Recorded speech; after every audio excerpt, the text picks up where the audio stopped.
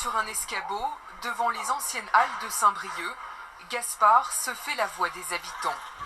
Ah oui, cœur libre, souvent tourmenté par femmes. Messages d'amour, poèmes ou petites annonces. Pendant plus d'une heure, il récite une centaine de textes aux passants, comme le faisaient autrefois les crieurs publics avec les informations locales. Juste envie de dire qu'on est heureux à Saint-Brieuc. Les messages, souvent drôles ou absurdes, ont été déposés dans une dizaine de boîtes aux lettres à travers la ville.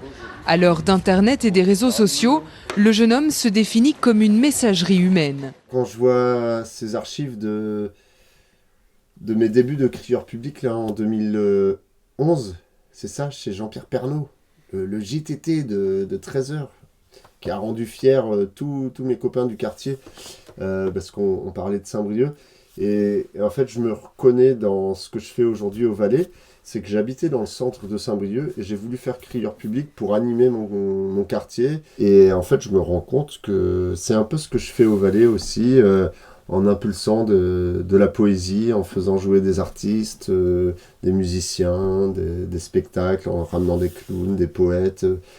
Ah bah, Saint-Brieuc, c'est clairement une boule à facettes, hein. C'est une ville qui a plein de facettes. Des facettes plutôt joyeuses, parce que j'ai rencontré énormément de gens qui font bouger leur quartier, leur ville. Il y a 10 000 assos au mètre carré, on ne sait même plus où donner de la tête, tellement il se passe de choses. Et en même temps, c'est une ville qui est aussi triste, qui est reclue sur elle-même, qui tourne un peu le dos à la mer, qui est tout le temps en travaux, on ne peut pas se garer, les gens râlent, il y a du Saint-Brieuc bashing à tous les coins de rue. En fait, les gens détestent et adorent Saint-Brieuc en même temps, dans le même panier. Mais ça n'a pas changé depuis l'époque de Louis Guillou, où Louis Guillou parlait d'attraction et de répulsion. C'est une chronique de la ville de Saint-Brieuc faite par Louis Guillou. Personne dans les rues. De ce point de vue, la petite ville n'avait pas changé. Plus facile de transformer les choses que les hommes. J'ai l'impression que Louis Guillou était sensible à la boule à facettes. Je ne sais pas quel était son sentiment par rapport à cet objet, à ce symbole. Saint-Brieuc, c'est la ville du presque. C'est presque génial, c'est presque glauque, et mais c'est pas vraiment glauque, c'est pas vraiment génial, mais c'est tout ça à la fois, et c'est ça qui fait sa richesse, c'est ça qui fait que qu'on s'ennuie pas trop. On s'ennuie, mais en même temps, on analyse cet ennui et on trouve ça passionnant d'analyser l'ennui de Saint-Brieuc. Donc c'est une ville passionnante, parce qu'ennuyeuse, parce que passionnante, parce qu'ennuyeuse. 11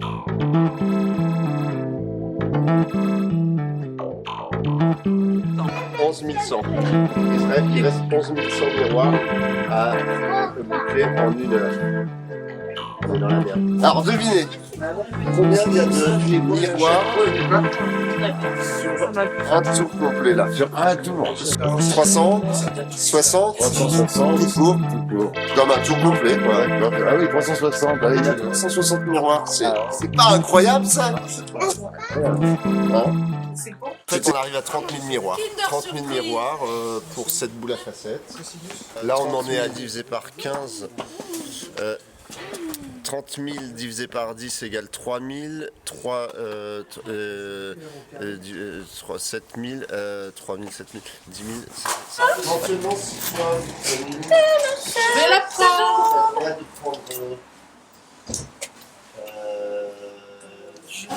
Chez lui, quoi. David Faucinet. Ouais. Ah non, je sais pas, j'ai pas vu. Ah oui, j'ai pas vu. On l'a pas vu sur le... Ah oui, c'est vrai, c'est un vrai truc.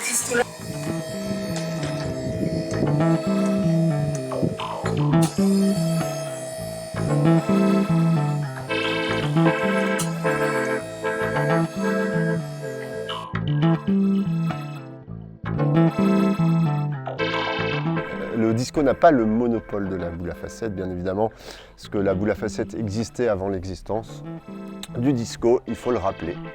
Voilà, donc au final, la boule à facettes, c'est un symbole de fête, de rassemblement, de paix entre les gens, entre les peuples et de paix intérieure.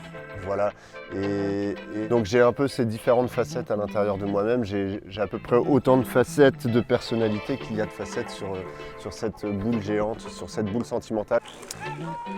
Alors un de mes rêves, c'était d'amener cette boule à facettes à la plage du Valais. Et voilà, donc moi mon lien au quartier, c'est la lutte, la fête. Et la fête qui est un outil pour lutter pour la préservation de ce quartier. Les fêtes qu'on organise à la plage du Valais, ça fait maintenant 12 ans, depuis 2012. Aujourd'hui, c'est des rendez-vous tous les mercredis.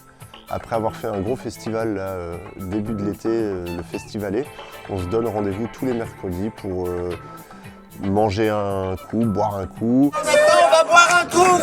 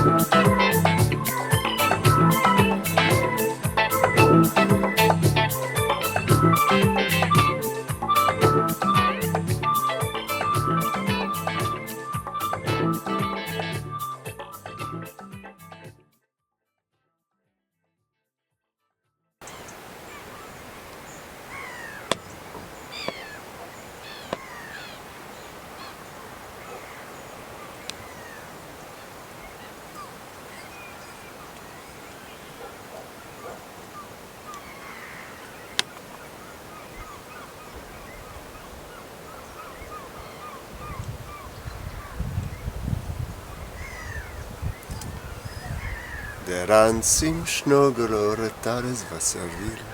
Und Wasserville ist sehr nicht und Wasser nicht ist sehr will. Der Ranz im Schnoggelore Tares Wasserville. Voilà, le Schnoggelore dit le Trois Moustiques.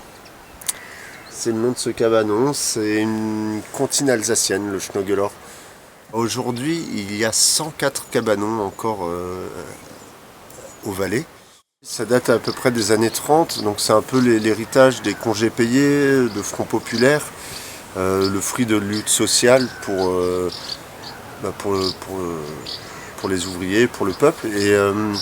Et du coup, ce quartier, c'est un peu l'héritage d'une histoire, c'est un patrimoine social, architectural, atypique. Et en fait, c'est important de préserver cette histoire. Une centaine de familles occupent des cabanons. Ces petits logements ont été construits à la fin des années 30 à la faveur des congés payés. D'une vingtaine à émailler le front de mer au lendemain de la promulgation des lois sociales, ils sont une centaine de cabanons encore aujourd'hui, édifiés donc sans permis de construire sur des terrains loués, dans une zone non édificandie à double titre en raison de la mise en place du premier poste briochin et à cause plus récemment du vote de la loi littorale.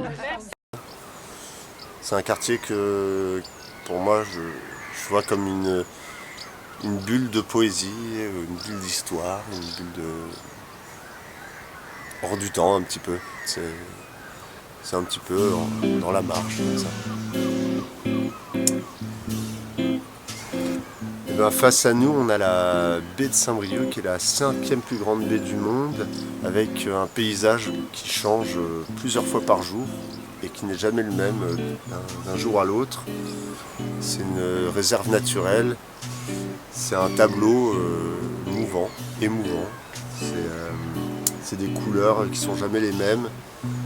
Et en même temps, on peut se lasser, mais on s'en lasse jamais. Enfin, c'est toujours la même chose, mais on s'en lasse pas, quoi.